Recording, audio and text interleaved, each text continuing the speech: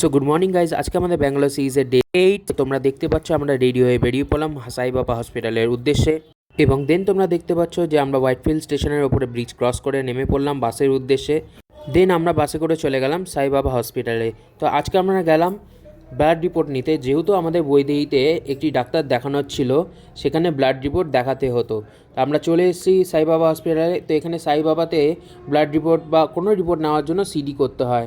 তো আমরা সিডি কিনে চলে গেছিলাম রিপোর্ট নিতে। তো পরে গিয়ে জানতে পারলাম যে আমাদের সিডির কোনো দরকার নেই, আমাদের পেপারের মধ্যেই প্রিন্ট করে দেওয়া হবে সব রিপোর্ট। দেন আমরা চলে গেলাম আবার সেই দোকানে সিডিটা ব্যাক করতে, কিন্তু যেহেতু বিল হয়ে গেছিলো বলে সিডিটা আমাদের আর ব্যাক করলো না তারা। যাই হোক, তো তারপর আমরা চলে গেলাম আমাদের ব্রেকফাস্ট করতে। তো তোমরা দেখতে পাচ্ছ ব্রেকফাস্টের টিকিট এবং চায়ের টিকিট নিয়ে নিচ্ছি। তো এখানে আমাদের ব্রেকফাস্ট চলে এসেছে এবং দেন আমাদের চাও চলে এসেছে।